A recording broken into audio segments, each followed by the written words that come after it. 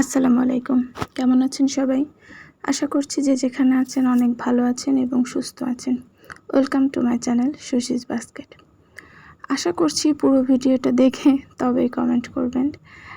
যদি ভালো না লাগে তাহলে আর কি করার, তবুও একটু কষ্ট করে দেখবেন, তাই না? আবারও একটা ভিডিও নিয়ে এসেছি।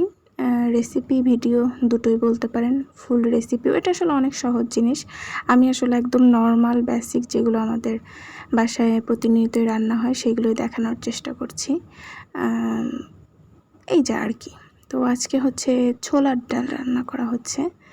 তো ছোলার ডালটা প্রথমে একটু সেদ্ধ করে নেওয়া হয়েছে, ওটা আমি পরে দেখাচ্ছি। এখানে প্রথমে আমাদের যেহেতু সরিষার তেলে রান্না করা হয়, তো এখানে পেঁয়াজ কুচি এবং রসুন কুচি দেওয়া হয়েছে এবং কিছু গরম মশলা, তেজপাতা এবং গরম মশলা ফোড়ন দিয়ে।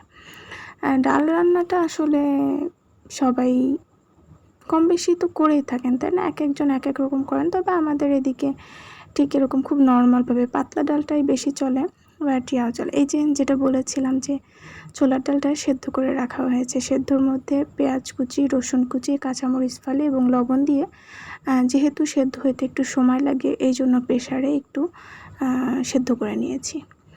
প্রেশার কুকারটা আসলে তো অনেক সহজ হয়ে গেছে না সেদ্ধ করার ক্ষেত্রে।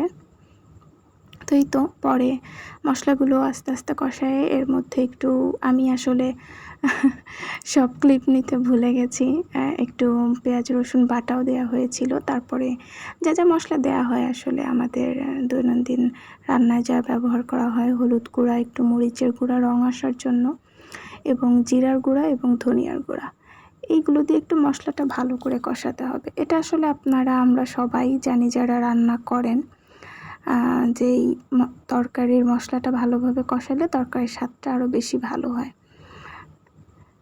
এই তো লবণ দিয়ে দিলাম, লবণ দেওয়ার কথা প্রথমে ভুলে গিয়েছিলাম, তবে লবণটা একটু বুঝে শুনে দিতে হবে, কারণ ডাল সেদ্ধর সময় দেয়া হয়েছে এবং ডালটাও কিন্তু দেয়া হয়েছে। আপনারা কি কেউ বুঝতে পেরেছেন? আমি কিন্তু ভুল করেছি বলতে, কারণ ওই ক্লিপটা যেহেতু আমি নিতে ভুলে গেছি।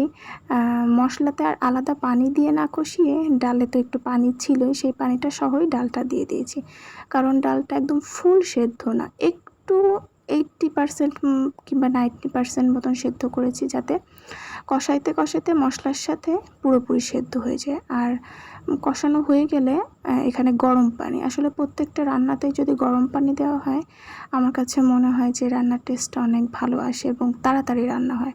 আমার মতন যারা আছেন যে তাড়াতাড়ি রান্না করতে চান কিন্তু রান্না তাড়াতাড়ি হয় না, আমার যেটা হয় আসলে। তো এই তো রেডি হয়ে গেছে আমার ছোলার ডাল। লুচি দিয়ে খাওয়ার জন্য করেছিলাম। তো কেমন লাগলো জানাবেন। আল্লাহ হাফেজ।